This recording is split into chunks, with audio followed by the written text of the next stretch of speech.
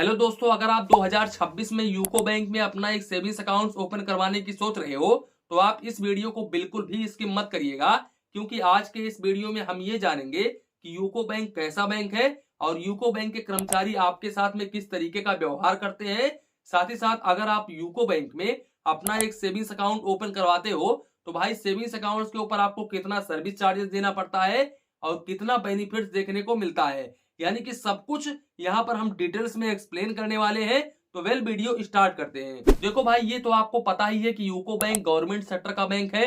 इसके अलावा UCO bank DICGC से इंश्योर होता है, तो यहाँ पर आपका 5 लाख रुपए तक का अमाउंट बिल्कुल सुरक्षित होता है। बाकी यहाँ पर मोबाइल बैंकिंग, इंटरनेट बैंकिंग वगैरह देखने को मिल जाता है। और भाई यूको बैंक के मोबाइल बैंकिंग एप्लीकेशन के ऊपर 4.7 का रेटिंग है। 3,31,000 लोगों ने रिव्यू दिया हुआ है। साथ ही साथ 74 MB का ये एप्लीकेशन है और लगभग 10 मिलियन प्लस लोगों ने डाउनलोड करके रखा हुआ है। तो आप इनके रेटिंग और रिव्यू के हिसाब से अंदाजा लगा सकते हैं कि भाई इनका मोबाइल बैंकिंग एप्लीकेशन कैसा है। वैसे मैं आपको बता दूं कि भाई इनका मोबाइल बैंकिंग एप्लीकेशन बहुत ज्यादा शानदार होता है, क्योंकि काफी लोगों ने यहाँ पर कमेंट किया है, बताया है कि भाई यूको बैंक का मोबाइल बैंकिंग एप्लीकेशन काफी शानदार होता है। साथ ही साथ मैं आपको बता दूं कि यहाँ पर अकाउंट ओपनिंग को लेकर के बात करें तो आप माइनर से भी अपना सेविंग्स अकाउंट ओपन करवा सकते हैं। यहाँ पर आपका जो एज है वो 10 ईयर्स प्लस होना चाहिए।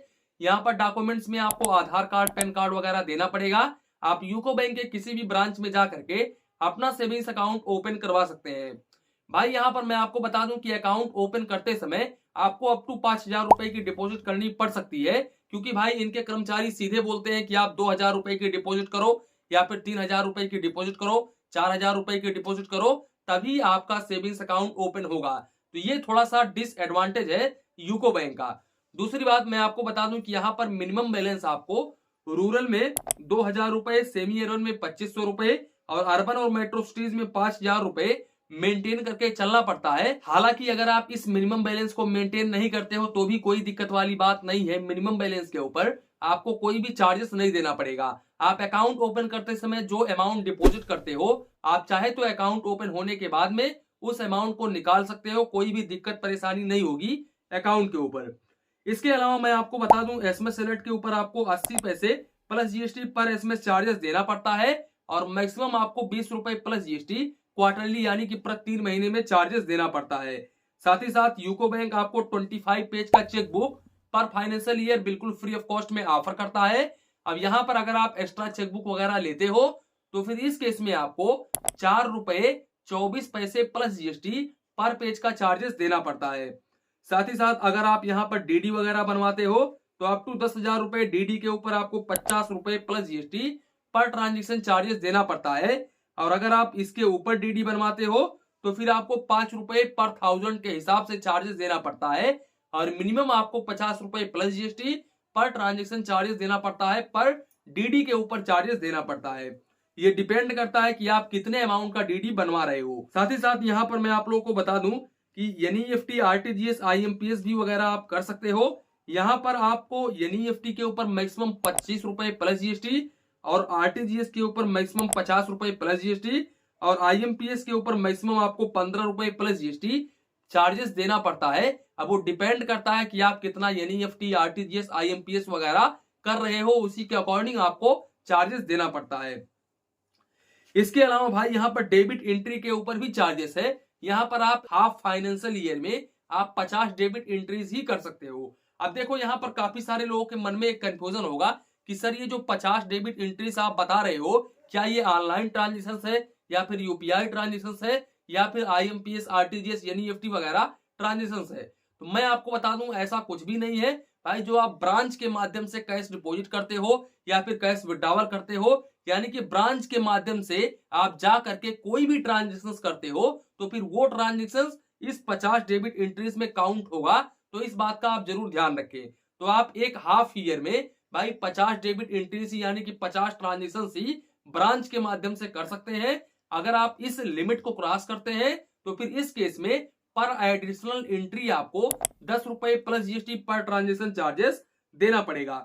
इसके अलावा मैं आप लोगों को बता दूं कि अकाउंट की कोई भी लिमिट नहीं होती है। जो सेविंग्स अकाउंट होता है उसके ऊपर कोई भी लिमिट नहीं है। आप जितना मर्जी चाहे उतना बैलेंस वगैरह रख सकते हो। कैश डिपॉजिट को लेकर के बात करें तो भाई यूको बैंक ने कैश डिपॉजिट के बारे में कुछ भी मेंशन वगैरह नहीं किया हुआ है। हालांकि इन्होंने प्रीव्यू एंट्री में मेंशन किया है, लेकिन प्रीव्यू एंट्री का जो सर्विस चार्जेस है वो मुझे मिला नहीं। हालांकि मेरे पुराने वीडियो में अगर आप देखोगे तो वहां पर आपको क्लियरिफिकेशन मिल जाएगा। साथ ही साथ कैश विड्रॉवल को लेकर के बात करें तो भाई आप अपने होम ब्रांच के जरिए कैश विड्रॉवल बिल्कुल फ्री ऑफ कॉस्ट में कर सकते हो, लेकिन नॉन बेस ब्रांच के जरिए आप एक महीने में 5 ट्रांजेक्शन कर सकते हो। अब अगर आप इस लिमिट को क्रॉस करते हो तो फिर इस केस में आपको 2 रुपीज पर 1000 के हिसाब से चार्जेस देना पड़ता है, और मिनिमम आपको 25 रुपए plus GST per transaction charges देना पड़ता है। दोस्तों जानकारी के लिए हम आप लोगों को बता दें कि यहाँ पर मैक्सिमम आप 50,000 रुपए ही पर डे विड्रॉवल कर सकते हैं नॉन बेस ब्रांच के माध्यम से। साथ ही साथ यहाँ पर आपको प्लेटिनम डेबिट कार्ड देखने को मिल जाता है। देखो यहाँ पर यूको बैंक आपको क्लासिक वेरिएंट का भी डेबिट कार्ड ऑफर करता है, जो कि ईएमवी डेबिट कार्ड होता है। अगर आपको यह डेबिट कार्ड मिल जाता है तो फिर आपको 175 रुपए प्लस जीएसटी ही चार्जेस देना पड़ेगा। लेकिन भाई ज्यादातर कस्टमर्स को हमने देखा है कि भाई प्लेटिनम डेबिट कार्ड यहाँ पर यूको बैंक प्रोवाइड कर देता है।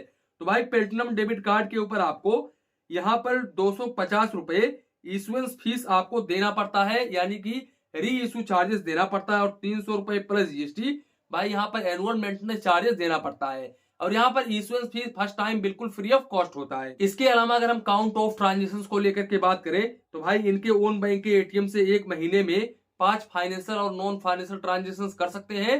अब अगर आप इस लिमिट को क्रॉस करते हैं तो फिर इस केस में फाइनेंशियल ट्रांजेक्शन के ऊपर 11 रुपए प्लस जीएसटी और नॉन फाइनेंशियल ट्रांजेक्शन के ऊपर 6 रुपए plus GST per transaction charges देना पड़ता है।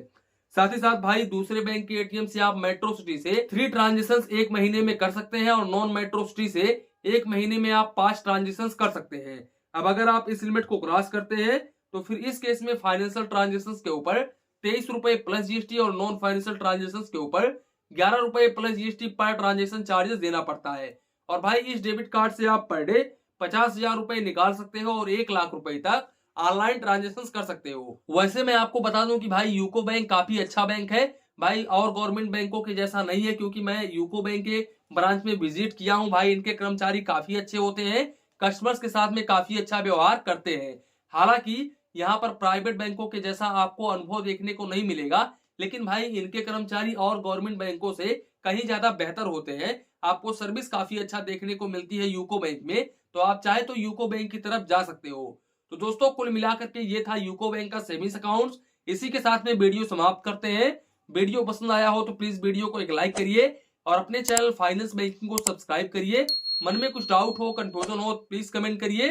धन्यवाद, मिलते हैं नेक्स्ट वीडियो में।